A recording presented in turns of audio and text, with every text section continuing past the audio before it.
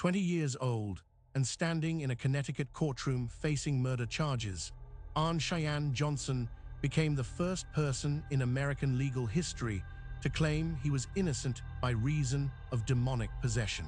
The year was 1981, and the quiet town of Brookfield was about to become ground zero for a legal and spiritual battle that would challenge everything the American justice system thought it understood about criminal responsibility, free will, and the nature of evil itself.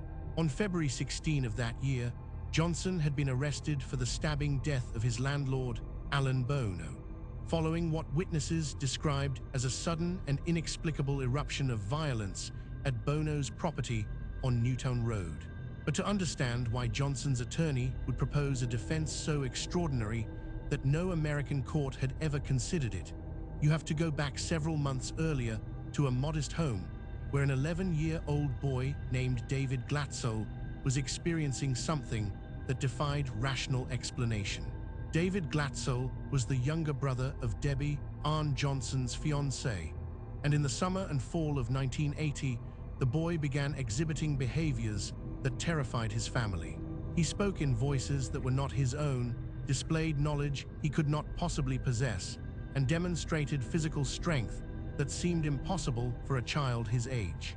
The Glatzel family, desperate and frightened, reached out to their church, and through those channels came into contact with Ed and Lorraine Warren, the paranormal investigators who had built their reputation on confronting cases that existed at the darkest edges of human experience.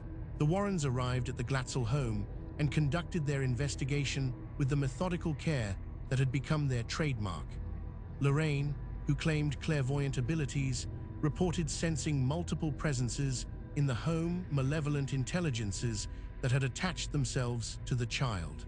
Ed documented the physical phenomena, the testimony of witnesses, and the progression of symptoms that in his assessment indicated not mental illness, but genuine demonic infestation.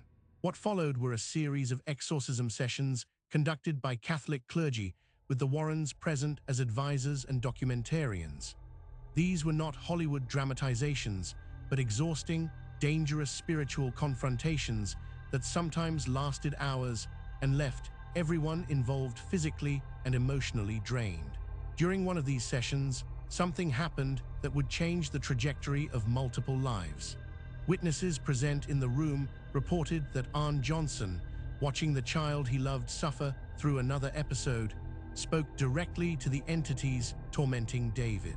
He challenged them, he told them to leave the boy alone, and in what the Warrens would later describe as an act of profound but tragically misguided love, he offered himself as an alternative host.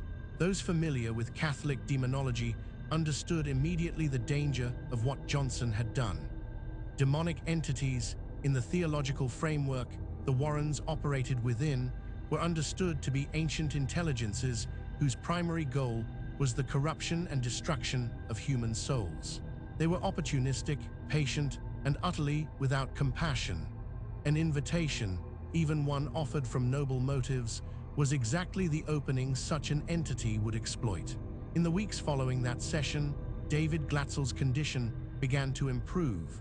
The violent episodes became less frequent, the strange voices receded, and slowly the boy returned to something approaching normal childhood behavior. But as David improved, those close to Ann Johnson noticed alarming changes in the young man. He became withdrawn, complained of blackouts and lost time, and described sensations of something foreign moving inside him, directing his thoughts and actions. Debbie Glatzel, caught between relief at her brother's recovery and growing terror for her fiancé, reached out again to the Warrens. Ed and Lorraine returned and conducted interviews and observations that led them to a grim conclusion. The entity that had been expelled from David had accepted Ann's invitation. The young man was now hosting the same malevolent presence that had tormented the child, and his spiritual defenses, weakened by the very act of invitation he had performed, were inadequate to resist it. The Warrens documented this progression carefully, recording interviews, maintaining detailed notes, and consulting with clergy about potential intervention. But before a formal exorcism could be arranged for Johnson, the situation reached its terrible climax. On that February day in 1981, Arne Johnson, his fiancée Debbie, and her younger sister Mary were at the apartment of their landlord Alan Bono. What began as a routine visit deteriorated rapidly. Witnesses would later report that Johnson's demeanor changed abruptly, that his voice took on a different quality, and that he seemed to be responding to stimuli that no one else could perceive. An argument erupted between Johnson and Bono. In the confrontation that followed, Johnson stabbed Bono multiple times with a knife. Alan Bono died from his wounds.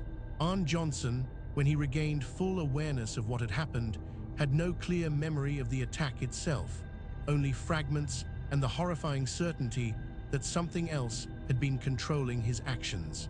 When Martin Minnella took on Johnson's defense, he faced a challenge unlike any in American legal history. How do you defend a client who committed an act of violence in front of witnesses, but claims he was not in control of his own body at the time? Minnella consulted extensively with the Warrens and made the controversial decision to pursue a demonic possession defense. The strategy was not merely sensational, but grounded in a carefully constructed argument. If Johnson had genuinely been under the control of an external entity at the time of the attack, then the legal concept of mens rea, the guilty mind required for criminal conviction, could not be established. The person who committed the act and the person standing trial were, the defense would argue, not the same. The Warrens were prepared to testify to everything they had witnessed and documented, from the Glatzel possession through the transfer event during the exorcism to Johnson's deteriorating condition in the weeks before the Brookfield incident. The trial became a media sensation. National news outlets descended on the quiet Connecticut community. The courtroom was packed daily with reporters, curiosity seekers, and people whose religious convictions made them either fervent supporters or fierce critics of the defense strategy. Ed Warren took the stand and testified about demonic possession as a documented phenomenon, describing the Glatzel case in detail and explaining how the entity had migrated to Johnson. Lorraine testified about the supernatural events she had personally witnessed, providing the first-hand corroboration that the defense hoped would establish reasonable doubt about Johnson's mental state at the time of the attack. The prosecution argued that Johnson was either fabricating the possession claim to evade responsibility or suffering from mental illness, that, while tragic, did not constitute a legal defense under Connecticut law. Judge Robert Callahan faced an unprecedented decision. After hearing arguments from both sides, he ruled that the demonic possession defense could not be presented to the jury. The judge determined that there was no reliable way to establish whether such a phenomenon was real, or, even if it were, whether it had been the cause of Johnson's actions on the day in question. The testimony about possession, exorcism, and supernatural events was ruled inadmissible. The trial proceeded on conventional grounds, and the jury, hearing only the facts of the attack itself, found Arne Johnson guilty of first-degree manslaughter. He was sentenced to 10 to 20 years in prison. For many observers, the verdict represented the triumph of reason and law over superstition. For the Warrens and those who had witnessed the events leading up to the tragedy, the verdict changed nothing about the spiritual reality they had confronted. But the legal conclusion of the case was not the end of the Warrens' involvement. While Johnson served his sentence, Ed and Lorraine worked with his family and with Catholic clergy to address what they viewed as the unfinished spiritual business at the heart of the case. A formal exorcism was eventually performed with Johnson's full consent and participation. Those present at that rite reported that it proceeded with surprising efficiency, as though the entity, having achieved its goal of destroying a young man's life through legal channels, had become less cautious about concealing its presence. The clergy conducting the rite reported clear signs of demonic manifestation and eventual expulsion. Arne Johnson served 5 years before his release. He and Debbie married and attempted to rebuild their lives away from the media attention that had consumed them during the trial. The case left multiple legacies. In legal circles, it remains a fascinating footnote. The one-time American criminal law came face to face with a defense that challenged fundamental assumptions about consciousness, agency, and the nature of the self. In religious communities, particularly among those who accept the reality of demonic activity, the Johnson case is studied as an example of how spiritual warfare can intersect with ordinary human life in catastrophic ways. For the Warrens, who spent the remainder of their careers lecturing and writing about their investigations, the Johnson case represented something especially heartbreaking. Here was a young man whose impulse had been purely protective, who had loved a child enough to offer himself in that child's place, and whose compassion had been turned into a weapon against him by an intelligence that understood human virtue only as vulnerability to be exploited. Ed Warren often spoke about the case in his lectures, emphasizing that demonic entities were not the cartoonish figures of popular culture, but calculating adversaries who studied human psychology and used our best qualities against us. Arne's love for David, his willingness to sacrifice himself, these were noble impulses that in any other context would be considered heroic. But in the presence of an entity whose only goal was destruction, that nobility became the mechanism of his downfall. Lorraine Warren, who outlived her husband by many years, continued to discuss the case in interviews and documentaries, always returning to the image of that young man in the courtroom, convicted of a crime she believed he had not truly committed, his life forever altered by forces that the legal system refused to acknowledge existed. Today, the case remains controversial. Skeptics argue that Johnson suffered from undiagnosed mental illness and that the possession narrative was either a cynical legal strategy or the result of religious delusion.